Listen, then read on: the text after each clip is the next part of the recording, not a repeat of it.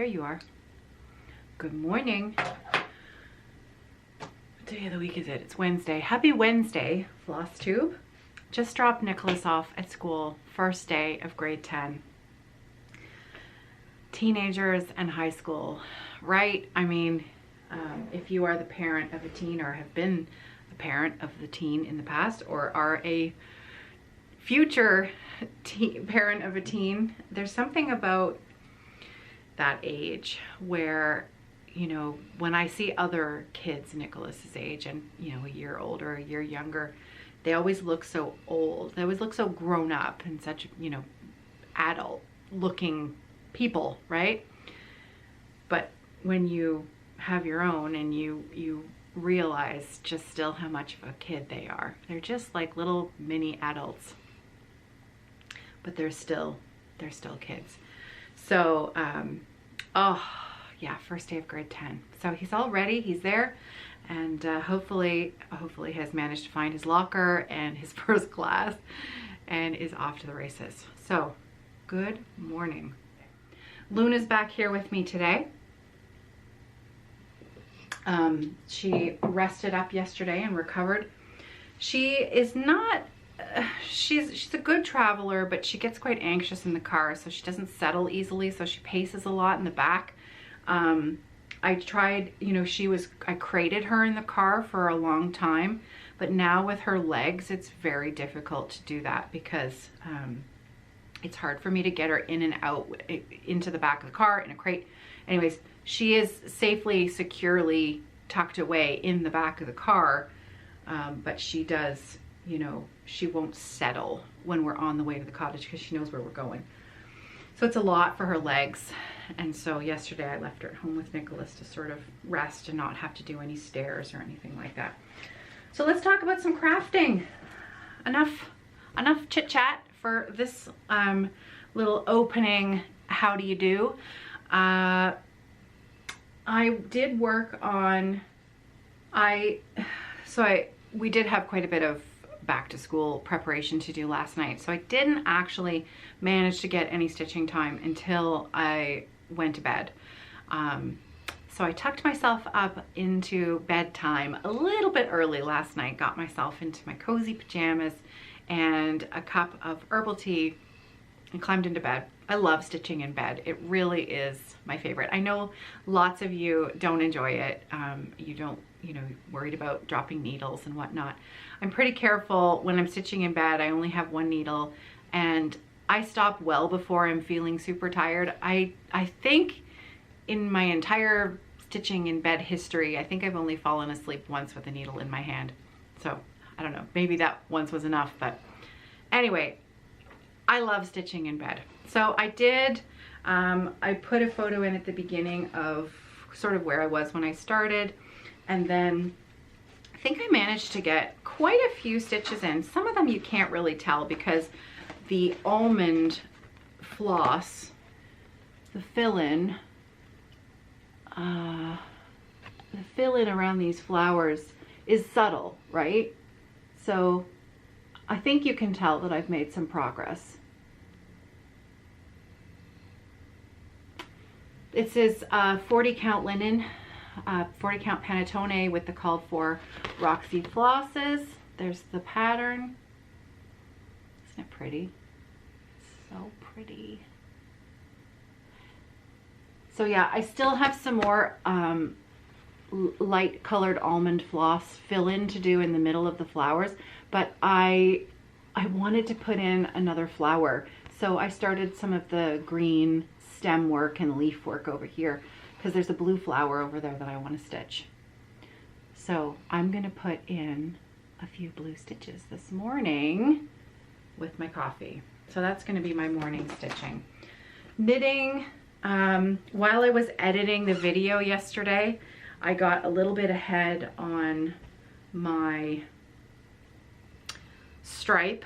I finished the purple stripe yesterday and then went into the cream.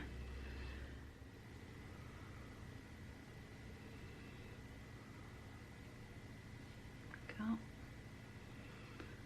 Yeah, I love it.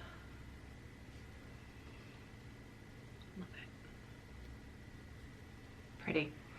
Pretty. And I had some questions about, I had a few more questions about knitting, but I'll chat with you about that in a little bit. I've got to get my coffee drunk. I've still got a little bit of time before everybody starts to arrive here at the workshop.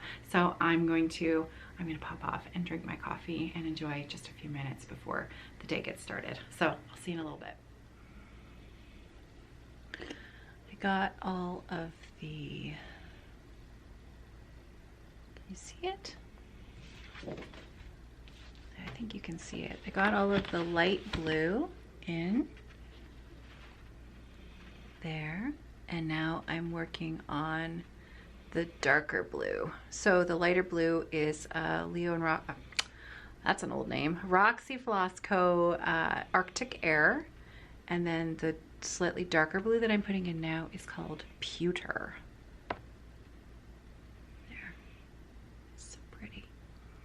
That's a pretty good. You can really see the difference in the almond against the fabric, I think, in this light. Isn't it pretty? It's so delicate and lovely. Yeah, I'm really enjoying this one. It's hard to put down. All right, let's finish those darker blue stitches, then we'll have a flower. And there we go. One blue flower. Isn't it pretty? Done. Well, my crafting time is up. I didn't finish the stripe of my sock, but I'll get to it later when I'm editing this video. Editing is perfect knitting time because I can listen and knit at the same time. All right, time to get to work. I have to tell you this because if you're a stitcher and a knitter, I think you'll find this interesting. And it all started because of this sock. So I've been getting some questions from beginner knitters about the sock knitting and knitting in general, and I love knitting questions. Keep them coming because I literally, you know, I taught private music lessons for years and years and years. Once a teacher, always a teacher. You want to know something? I want to tell you everything I know about it. So this was the very first sock that I ever made. Okay.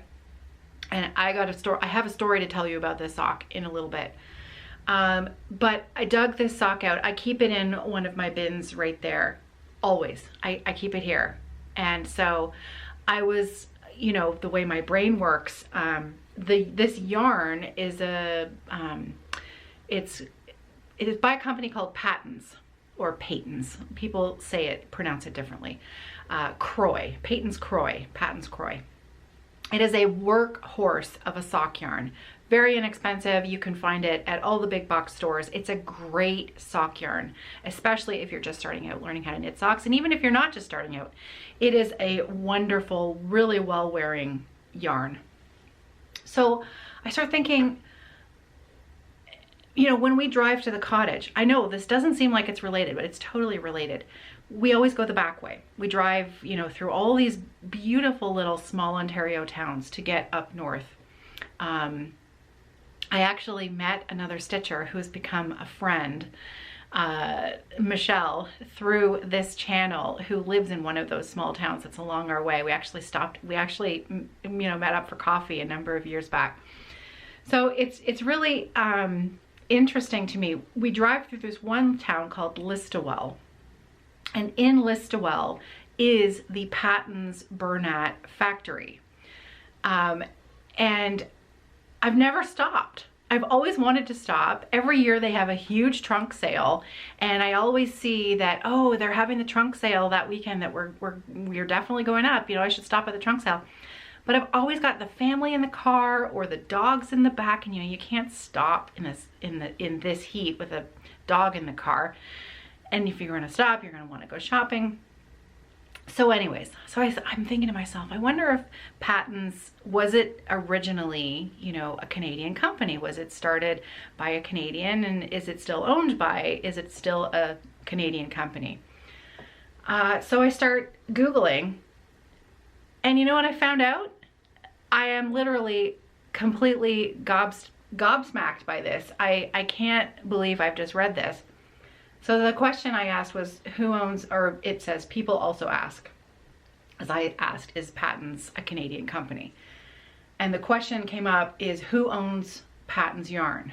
I don't know, if you say Patins, I'm probably bugging the poop out of you. But anyways, yarn, get this, who owns Patins yarn? Yarn brands Rowan and Patins have been sold to the legacy embroidery floss company DMC. What? The announcement was made on Friday. Now, this article was dated May 4th, 2020. So this was 3 years ago. Both brands had been part of MEZ, one of the portfolio of companies owned by the Aurelius Group. DMC is owned by the private equity firm Lion Capital. Didn't know that either. But DMC now owns Patins. I'm shocked. I am literally shocked.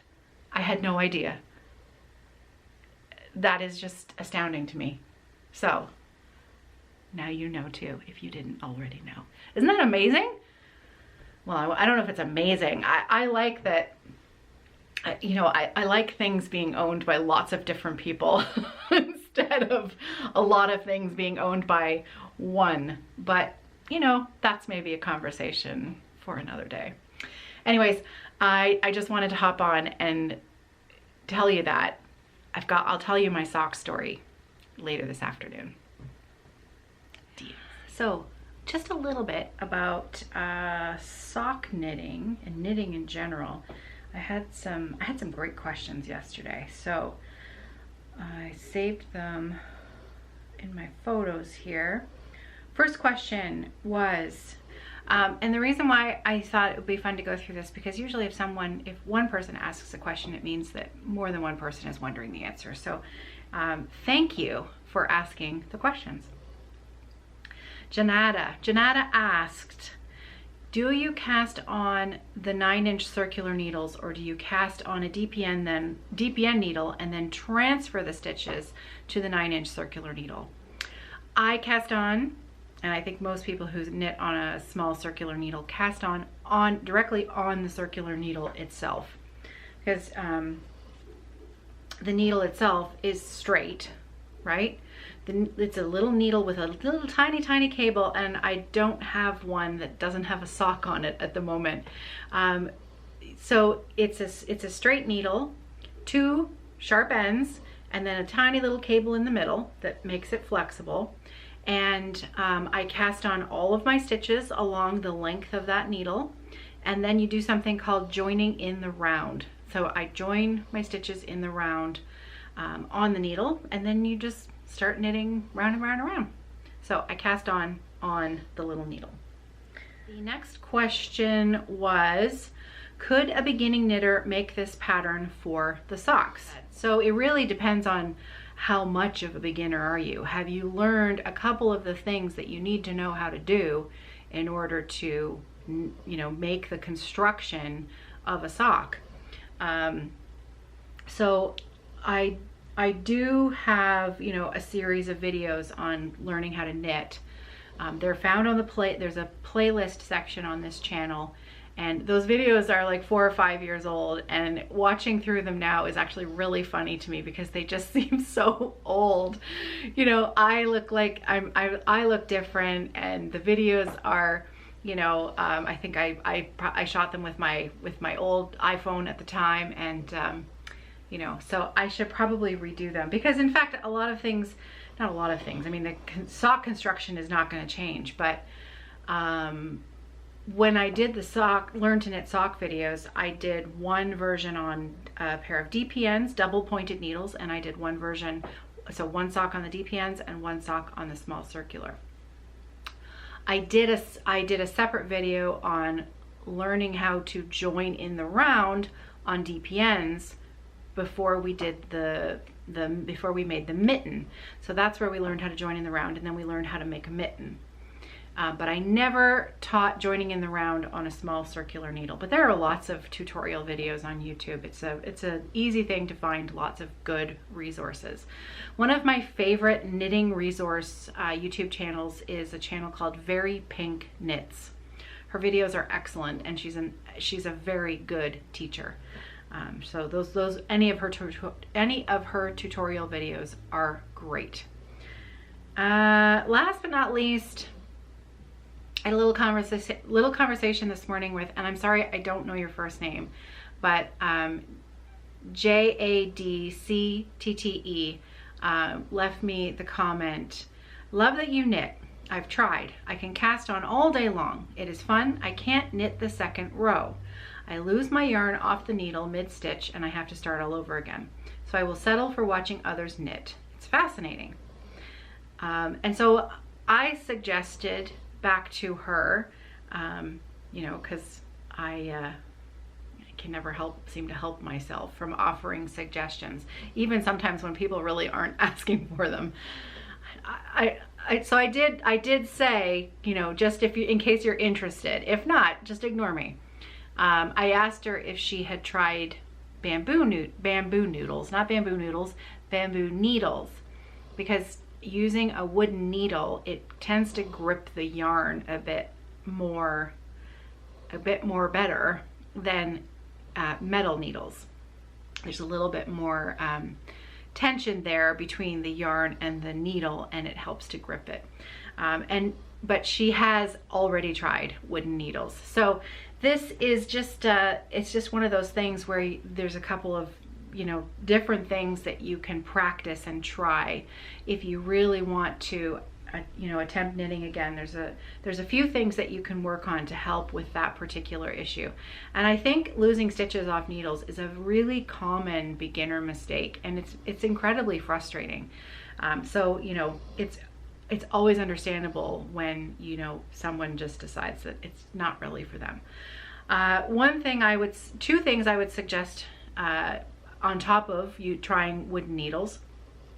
The other thing that you're going to want to look at is, how are you tensioning your yarn?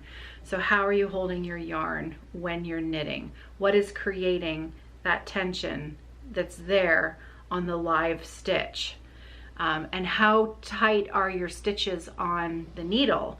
Because they need to be tight enough so that they don't just slip right off, and you don't also want to be pulling so hard on your fabric that you're popping those stitches, those live stitches, off.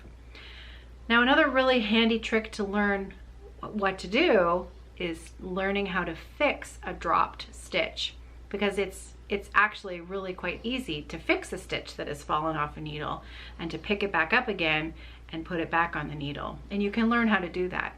And then you don't have to worry about if your stitch falls off. You can pick it back up again and put it back on the needle and continue along your merry way. If you're finding that, so there's two ways to knit. I tension the yarn in my right hand, and so that is what is known as English style knitting. There are people who, and especially people who crochet, and I do remember that you said you were a crocheter. So this might actually, and maybe you've already tried this. So again, it's one of those things, maybe you've already tried it and you're being like, Caroline, whatever. But many times, and in fact, the woman who I did this video for, and I'm gonna leave a link to this video below. My friend Adrienne was a crocheter first, and then she learned how to knit. And she found that she could knit successfully if she held and tensioned her yarn in her left hand, because she was already used to that as a crocheter. And so that style of knitting is called continental knitting. So that's when you hold and you tension your yarn in your left hand instead of your right hand. And that is called picking. When you're knitting that way, it's called picking. And when you hold and tension your yarn in your right hand, it's called throwing. So throwing or picking. English, continental. Things to try. Anyways, I just find little technical things like that, especially things that I already know how to do. I find them fascinating. So thank you for the questions. Really, really, thank you for the questions.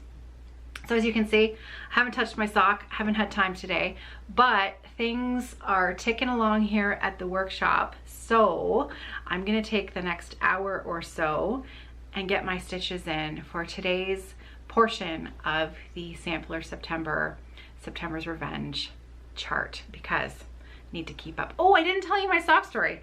Okay, I have to tell you my sock story. Sock story. This was my very first sock. This was it. This was my very first sock. You'll notice I don't have a pair. My first sock, and for a first sock, you need to be prepared for disaster. You need to be prepared for it to really look terrible and not turn out at all, and for it just to be a learning experience. So I was actually really chuffed that my first sock looked like a sock and I could put it on my foot. It's a bit big. So it's very slouchy, but it fit. But sock number 2 was half this size. For some reason, my tension was completely different. I cast on the exact same number of stitches. I did everything exactly the same way, but the second sock was literally half the size. And I didn't even notice it until it was done. Almost done. I was down to the toe because I knit my socks cuff down, starting at the cuff. I was at the toe. And then I was so pleased with myself. I put my 2 socks together and I couldn't believe it. They were so completely different. They looked ridiculous. One looked like for a child, I mean, a teenager, and the other one looked like for, well, this. I was so mad. I was so mad because I spent so much time and effort and you know, I had been so proud of myself, and it was just like somebody had thrown a bucket of cold water on me. I couldn't believe it. So I ripped it out, and I wish that I hadn't, because looking back, it was so funny. It was so funny, but I was so mad. So I tore it out. So I will only ever have one of these socks. I think I even threw out the rest of the yarn. I was so mad. But this is a reminder to me. And yeah, the yarn pooled. That's what that's called. See how it's striped up here and then it pooled down here? It just did that. I don't know. Some yarn does that. I still thought it was pretty cool. And I keep this to remind myself that not everything is going to turn out the way you want it to, but that's okay. Anyways, that's my sock story. Okay, I'm going to get my stitching out and put my 6 lengths of floss in for the day, and then I'll show you when I'm done. All right, so we're a few hours later in the day. I had some work come up in between, you know, as is what happens usually, right? So it's taken me a little bit longer to get my stitching done today, but here I am. I did finally finish. As with every project that I'm showing on a regular daily basis, all of the project information and details can be found in the description box below, fabric and flosses, etc. So tomorrow I am going to be working on, I'm going to finish this vine that's in, you know, that's growing around the house and into the window there. I'm going to finish that vine because then I'm going to do some fill-in on that beautiful house. So that's where I'm headed tomorrow. I thought I might take a minute and just read to you what Ellen had to say about this chart and her design. So Ellen writes, I decided I wanted to incorporate the dusty and faded colors of fall with a nod to autumn's abundance. But nature can sometimes thwart our attempt to tame her. If we do not tend to our gardens, weeds can overtake them, and furry and feathered thieves can make off with our hard-earned bounty. In the end, nature will always win. We can only do our best to treat our garden with respect if we want to share its gifts with other beings on our small blue planet. The ubiquitous red house and alphabet is overtaken by nature, reminding us who is boss, no matter how hard we try to dominate. And I think Ellen has designed a lovely chart. I find the whimsy of the vines coming in and out of the house. It's just so fun. Just so fun. So look at that. I'm on track. All right, I wanted to show you what I'm going to be working on this evening, and then I will say goodbye. She's so cute. She's the cutest cutie cute. All right. Oh, here it is. Big plans. Big plans. This is the very bottom of my friendship sampler. Also by Ellen, Maximum Cross Stitch. And I was really hoping to have finished this in August, and it just didn't happen. I do not want this piece to languish. I do not want it to remain a whip. I want to finish it, and I would love to finish it this month as well during Sampler September. So that means that I need to put some work into it. So my goal, what I'm going to work on first is I'm going to complete, and this is kind of going against how I've been working this all along. I've sort of been finishing the flowers as I go. But what I want to do is I want to have some motivating progress. So I'm going to finish my border. I'm going to finish the green vine. I'm going to finish that first. Then I'm going to go in and do the flowers. And then after that, I'll decide which motif on the side I do next. So tonight, I'm going to just get my asparagus floss going. That's the green color that is the vine. And I'm just going to start stitching and see how much of that border I can finish tonight, and hopefully finish up that part of this tomorrow. So that is my plan. That's going to be tonight's stitching. It is the end of the day. It is time to pack up. I have been working on my sock while I very quickly edited up today's video. And as you can see, I finished the white stripe, the cream colored stripe, and looking forward to continuing on with this in the morning. So that's it for me. I'm looking forward to, I am really excited about that friendship sampler being so close to being finished. It feels like a big accomplishment. Even though I didn't quite meet my goal, I'm super proud that I've worked so diligently on that, and I'm going to see a finish very soon. So that's exciting. So I'm looking forward to showing you in the morning how much I've gotten done. So until I see you tomorrow, I will have a video up tomorrow. What's today? Today's Wednesday, so tomorrow's Thursday. I'll see you tomorrow. Late afternoon, early evening. I hope that your stitching and your knitting, if you're doing so, is going well. If you have been wanting to think about maybe trying knitting, I hope that maybe I've given you a bit of encouragement today that that you can do it. It's a ton of fun. Knitting in general is just such a pleasure. So on that note, wishing you well this evening. I hope that you're well and that you are safe and that you have lots of crafting to slide into your evening this evening. And I'll see you tomorrow. Take care, everybody. Happy stitching. I almost forgot. One last thing. There's always one last thing. Today, I'm giving away the other floss pack. So any comments left for me today, you will be entered in 1 week from today. I'll pull a winner for the Hello Autumn floss pack. So if you watched yesterday's video, any comment on yesterday's video is entered for the Goodbye Summer floss pack. Any comment on today's video is entered for the Hello Autumn floss pack. Roxy Floss Co floss pack.